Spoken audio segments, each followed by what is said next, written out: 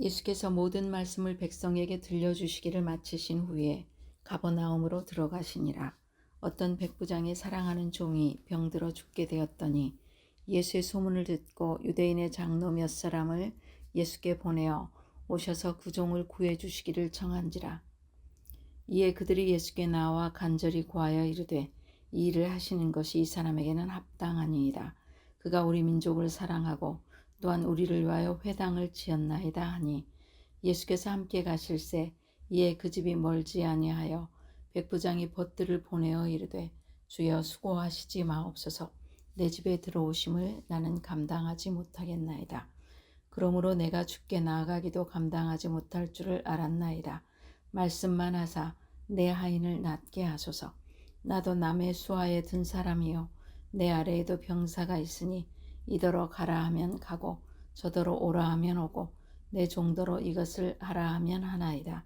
예수께서 들으시고 그를 놀랍게 여겨 돌이키사 따르는 무리에게 이르시되 내가 너희에게 이르노니 이스라엘 중에서도 이만한 믿음은 만나보지 못하였노라 하시더라. 보내었던 사람들이 집으로 돌아가 보매 종이 이미 나아 있었더라.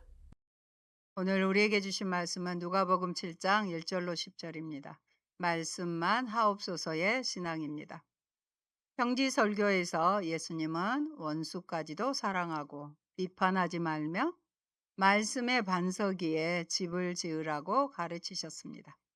오늘 7장 1절에 보면 예수께서 모든 말씀을 백성에 들려주시기를 마치신 후에 가버나움으로 들어가시니라로 시작하는 것은 의미심장합니다.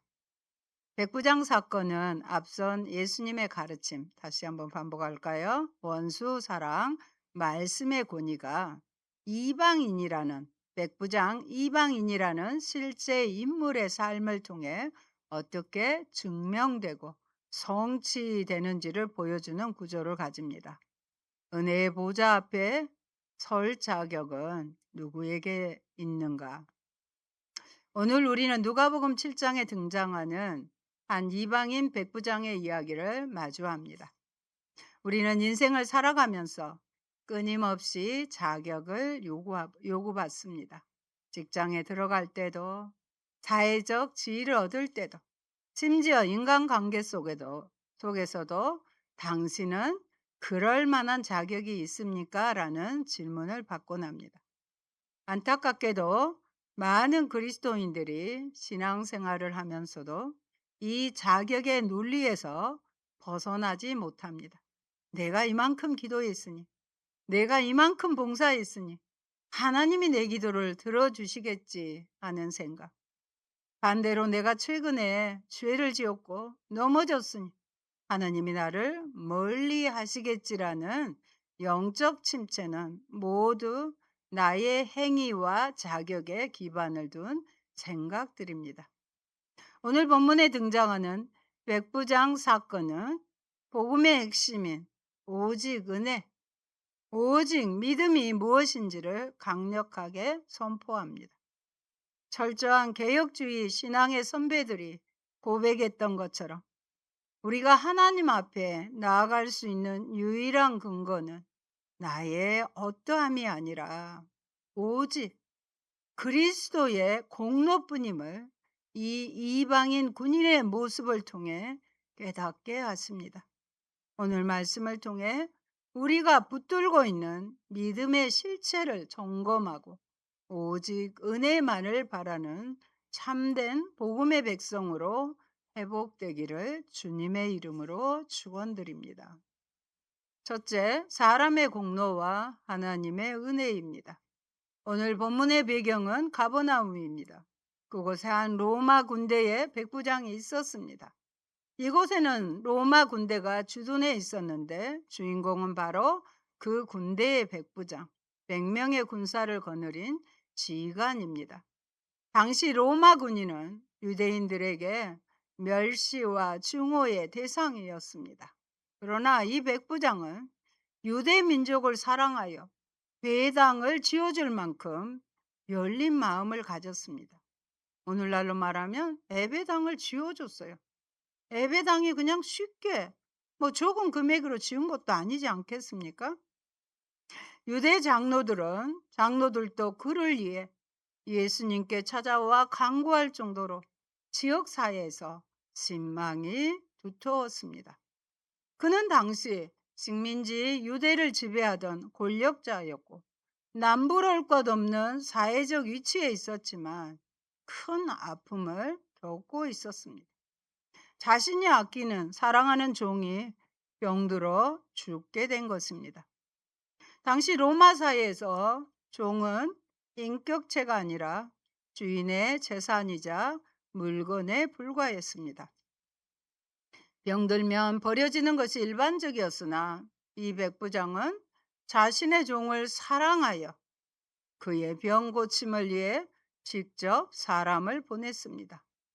이는 당시의 계급적 가치관을 깨뜨려 버린 이례적인 행동이었습니다. 여기서 흥미로운 점은 예수님께 나아간 유대인 장로들의 태도입니다. 4절과 5절을 보면 장로들은 예수님께 간절히 구하며 이렇게 말합니다.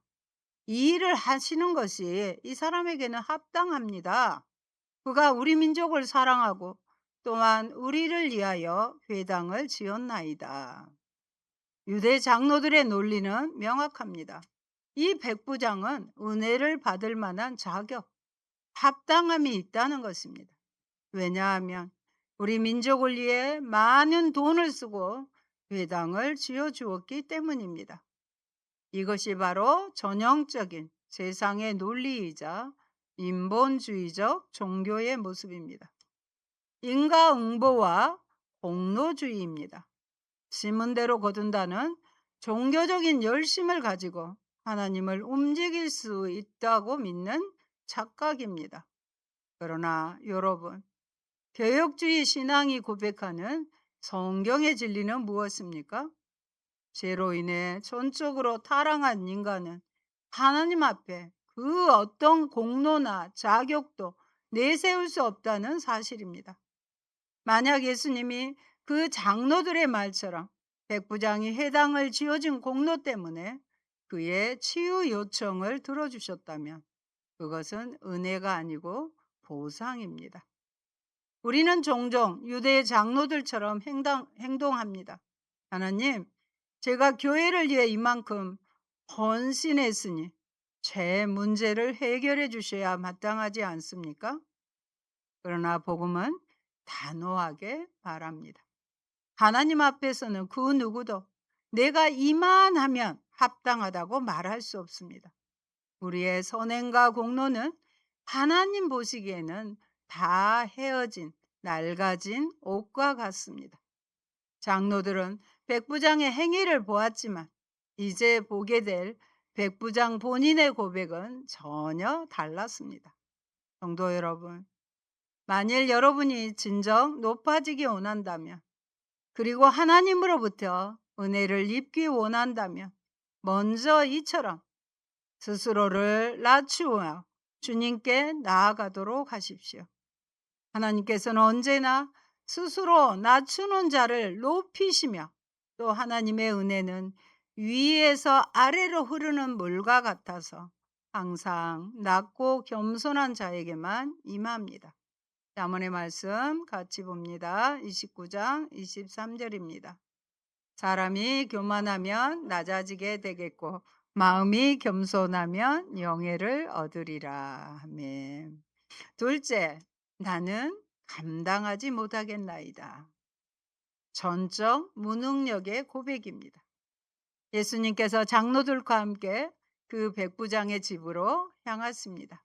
집이 멀지 않는 곳에 이르렀을 때 백부장은 친구들을 보내어 예수님께 충격적인 메시지를 전합니다. 6절과 7절 같이 읽겠습니다. 예수께서 함께 가실 때 이에 그 집이 멀지 아니하여 백부장이 보트를 보내어 이르되 주여 수고하시지 마옵소서 내 집에 들어오심을 나는 감당하지 못하겠나이다. 그러므로 내가 주께 나아가기도 감당하지 못할 줄을 알았나이다. 말씀만 하사 내 하인을 낫게 하소서. 말씀만 하사 내 하인을 낫게 하소서 하고 말씀합니다. 주목하십시오. 유대 장로들은 백부장을 향해 이 사람은 은혜를 받기에 합당합니다라고 외쳤는데, 정작 당사자인 백부장은 나는 주님을 모시기에, 주님께 나아가기에도 전혀 합당하지 못하겠나이다 하고 고백합니다. 이것이 바로 성령을 통해 거듭난 영혼이 하나님 앞에서 느끼는 참된 자아 인식입니다. 백부장은 로마의 권력자로서 유대인들에게 칭송받는 존재였지만, 거룩하신 주 키리오스이신 예수 그리스도 앞에 서자 자신의 비참함과 자격 없음을 단번에 깨달았습니다. 그는 자신이 이방인 죄인이며 거룩하신 하나님 앞에 감히 설 수 없는 존재임을 알았던 것입니다. 개혁주의 신앙의 핵심 교리인 인간의 전적 타락과 무능력은 바로 이 고백에서 시작됩니다. 구원은 내가 하나님 앞에 쓸만한 존재임을 증명하는 자들에게 임하는 것이 아닙니다. 오히려 주님, 저는 아무것도 아닙니다. 저는 주님의 은혜를 받을 자격이 눈꼽만큼도 없는 죄인입니다라고 처절하게 고백하는 심령이 가난한 자에게 임합니다. 성도 여러분, 여러분은 최근 하나님 앞에 나아갈 때 어떤 마음으로 나아가셨습니까? 은근한 나의 의를 품고 나아가셨습니까? 아니면 나는 주님 앞에 나아가기도 감당하지 못할 죄인입니다라는 상한 심령으로 나아가셨습니까? 예수 그리스도의 십자가 대속의 은혜는 바로 이 자격 없음을 인정하는 자들에게만 유력이 있습니다. 내가 살 자격이 없음을 인정할 때 비로소 그리스도께서 나를 대신해 죽으신 은혜가 왕노릇하기 시작합니다. 셋째, 말씀만 하사. 오직 말씀, 오직 믿음의 고백입니다. 자신의 자격 없음을 고백한 백부장은 이어서 위대한 믿음의 고백을 드립니다. 7절 하반절에 보면 말씀만 하사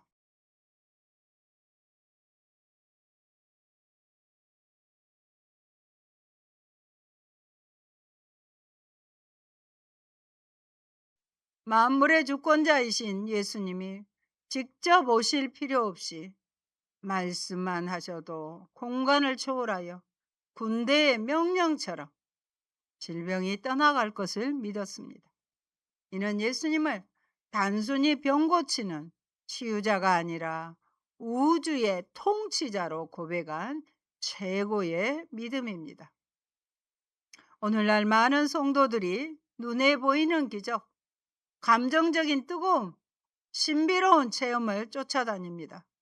그러나 참된 믿음은 기록된 하나님의 말씀, 선포되는 그리스도의 말씀 위에 굳건히 서는 것입니다. 세상 만물을 말씀으로 창조하신 성삼위 하나님은 지금도 그분의 말씀으로 우리를 통치하시고 치유하시고 구원하십니다. 사랑하는 여러분, 백부장은 예수님이 누구이신지 정확히 알았습니다. 예수님은 단순히 능력이 많은 치료자가 아니라 온 우주와 영적 세계를 말씀 한마디로 다스리시는 주권자 하나님이심을 믿었던 것입니다. 내 상황이 아무리 절망적이고 내 육신이 병들고 내 가정이 무너져 내리는 것 같을지라도 주께서 빛이 있으라 하시면 빛이 생기듯 나으라 하시면 나을 줄 아는 믿는 믿음의 복종의 믿음이 바로 백부장의 믿음이었습니다. 오늘 주신 말씀의 결론입니다. 이만한 믿음을 보았느냐? 예수님 물으시죠. 9절에서 예수님은 이 고백을 들으시고 가던 길을 멈추십니다. 그리고 돌이키사 따르는 무리에게 말씀하셨어요. 가던 길을 멈추셨어요. 내가 너에게 이르노니 이스라엘 중에서도 이만한 믿음은 만나보지 못하였노라. 하나님을 진정 기쁘시게 하는 성도의 믿음, 성도의 믿음이에요. 이런 믿음이 하나님을 기쁘시게 하는 것입니다. 예수님은 백부장의 말을 들으시고 기이 여겨 놀라시며 돌이킵니다. 복음서에서 예수님이 사람의 믿음을 보고 놀라셨다는 표현은 극히 드뭅니다. 전통과 혈통을 자랑하던 이스라엘은 예수님을 거부했으나 이방인 백부장은 온전한 신뢰를 보였습니다. 주님이 찾으시는 사람은 종교적 경력이 화려한 사람이 아니라 주님 말씀에 인생을 거는 사람입니다. 말씀대로 행하는 사람이에요. 이 말씀은 당시 자신들이 아브라함의 자손이라 자부하며 율법을 행함으로 자격을 얻었다고 믿었던 이스라엘 백성들을 향한 거룩한 충격이자 책망이었습니다. 수많은 유대인들이 예수님 주변을 에워싸고 기적을 구하며 따라다녔지만 예수님은 정작 이스라엘 안에서는 참된 믿음을 보지 못하셨고 도리어 자격 없는 이방인 군인에게서 하나님이 기뻐하시는 참된 믿음을 발견하셨습니다. 누가복음의 핵심 신학 중 하나는 이방인을 향한 구원의 확장과 소외된 자들을 향한 하나님의 은혜입니다. 누가복음의 저자인 누가가 바로 이방인이지 않습니까? 백부장은 유대교의 율법적 테두리 밖에 있는 이방인이었습니다. 예수께서 그의 믿음을 보시고 이스라엘 중에서도 이만한 믿음은 만나보지 못했다고 극찬하신 것은 구원의 조건이 혈통이 아니라 오직 예수 그리스도를 향한 믿음에 있음을 선포하신 신학적인 관점, 전환점입니다. 그 결과가 무엇입니까? 10절에 보내었던 사람들이 집으로 돌아가 보니 종이 이미 날아갈 듯이 건강해져 있었습니다. 백부장의 믿음대로 말씀의 권능이 시공간을 초월하여 역사한 것입니다. 그렇다면 우리는 직장, 사회, 심지어 교회에서 만나는 사람들을 나의 유익을 위한 도구나 수단으로 대하고 있지는 않습니까? 백부장이 소모품처럼 여겨지던 노예를 진심으로 사랑했던 것처럼 우리 주변에 소외된 이들과 약자들을 그리스도의 사랑으로 품는 것이 예수님 말씀하신 평지 설교를 살아내는 삶입니다. 우리에게는 이러한 믿음과 영적 통찰력이 있어야 합니다. 그래야 주님께 칭찬 듣는 신앙인이 됩니다. 여러분, 말씀만 하옵소서의 신앙을 회복하십시다. 우리는 눈에 보이는 기적, 손에 잡히는 증거가 있어야만 안심하곤 합니다. 그러나 백부장은 주님, 말씀 한마디면 충분하다고 믿었습니다. 내 삶의 환경이 사방으로 우겨쌈을 당했을지라도 오늘 나에게 주신 약속의 말씀을 군대의 명령처럼 신뢰하며 순종하는 말씀 중심의 신앙이 필요합니다. 성도 여러분께서는 날로 불신이 깊어지고 하나님을 향한 믿음이 사라지고 있는 이때에 나사렛 사람들과 같은 불신의 태도로 하나님을 실망시키는 자가 아니라 백부장과 같은 온전한 믿음으로써 하나님을 놀라고 기쁘게 하는 성도들이 되시기 바랍니다. 히브리서 11장 6절의 말씀, 믿음의 말씀을 같이 보시겠습니다. 믿음이 없이는 기쁘시게 못하나니 하나님께 나아가는 자는 반드시 그가 계신 것과 또한 그가 자기를 찾는 자들에게 상 주시는 이심을 믿어야 할지니라. 우리가 하나님을 기쁘시게 하는 건 뭐예요? 믿음이에요. 믿음이 있어야 하나님을 기쁘시게 합니다. 그 하나님은 바로 뭐냐면 하나님은 살아계신다. 그리고 자기를 찾는 자들에게 상 주시는 믿음이심을 믿는 그 믿음이 있을 때 하나님을 기쁘시게 할 수 있습니다. 사랑하는 성도 여러분, 오늘 이 백부장의 사건이 2026년 올 한 해를 살아가는 우리에게 던지는 질문은 명확합니다. 우리는 과연 이스라엘 백성처럼 나의 종교적 연수, 나의 직분, 나의 봉사라는 자격증을 쥐고 주님 앞에 꼿꼿이 서 있습니까? 아니면 백부장처럼 주여 나는 감당할 수 없사오니 오직 말씀으로만 나를 살려주시옵소서라고 엎드리고 있습니까? 종교개혁자 존 칼빈은 믿음이란 우리 자신의 빈 그릇을 가지고 하나님의 은혜를 채우려 나가는 것이라고 했습니다.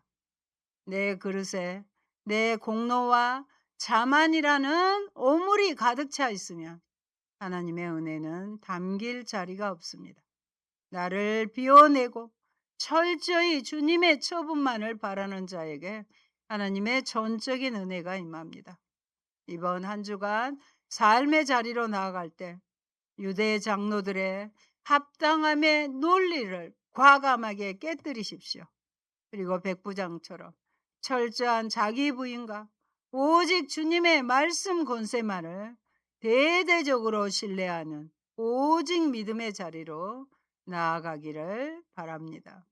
주님, 저에게는 자격이 없으나 주님의 십자가 공로를 의지하여 말씀 앞에 섭니다. 말씀하옵소서. 주의 종이 순종하겠나이다. 이 고백을 통해 주님을 놀라게 해드리는 참된 믿음의 주인공들이 되시기를 주님의 이름으로 간절히 축원드립니다. 아멘. 좋으신 하나님 감사합니다. 이방인 백부장의 믿음을 통하여 말씀만 하옵소서라는 신앙에 대해서 말씀을 하고 말씀을 들었습니다. 하나님 아버지, 우리도 말씀 앞에 자신을 부인하고 나의 공로와 합당함을 다 깨뜨려 버리고 오직 주의 은혜만을 구하며 주님의 은혜로 충만하여 주님 기쁘게 기뻐 받으시는 믿음으로 하나님을 기쁘시게 하는 저희가 되게 하여 주옵소서. 말씀을 들었습니다. 그 하신 말씀을 들었사오니 말씀대로 행하고 순종하는 저희 모두가 되게 하여 주옵소서. 예수님 이름으로 기도합니다. 아멘.